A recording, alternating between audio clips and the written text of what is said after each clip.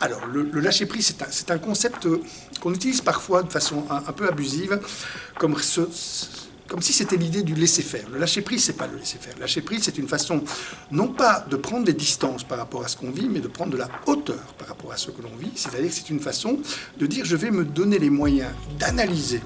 ce que je fais, de mieux le comprendre, en l'observant depuis un poste plus élevé, simplement. C'est pour ça que je préfère l'idée de prendre de la hauteur à l'idée de prendre du recul, parce que la prise de recul, c'est aussi parfois ce qui culpabilise très fort la personne qui se dit je me mets à l'écart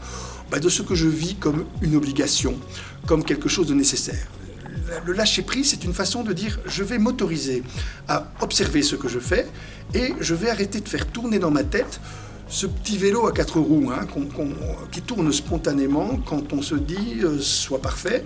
fais un effort, sois fort et dépêche-toi. Ce sont les 4 petites phrases qui empêchent le lâcher-prise en permanence parce que, elles se mettent spontanément dans notre tête et elles nous empêchent à un moment donné de vivre sereinement ce que l'on vit. La sérénité, c'est pas l'extinction des émotions.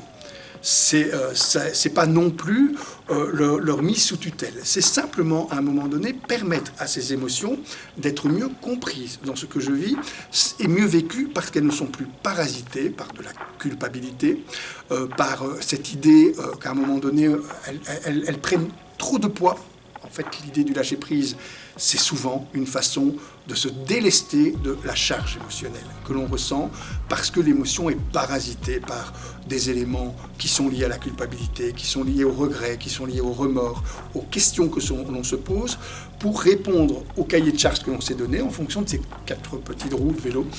qui m'obligent à me dépêcher, qui m'obligent à être parfait, qui m'obligent en permanence à être fort, c'est-à-dire à ne pas exprimer ses émotions ou à faire des efforts, c'est-à-dire à ne pas accepter l'idée que de temps en temps, je peux aussi m'autoriser à ne rien faire, m'autoriser à avoir, par exemple, à la maison, des territoires qui ne sont qu'à moi et qui ne peuvent être violés par personne.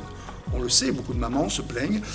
du fait que le seul territoire qui reste, celui dans lequel pour être tranquille, c'est peut-être les toilettes. Et encore, disent-elles, parfois on est appelé, alors même qu'on est dans ce territoire-là, c'est très important d'avoir des territoires qui sont à soi, dans lesquels on n'est pas disponible pour les autres et on le déclare explicitement, et des moments qui sont à soi, c'est-à-dire des moments où on n'est pas disponible pour les autres et où on l'explique de manière explicite, de façon à ce que les personnes respectent cette règle essentielle à notre développement.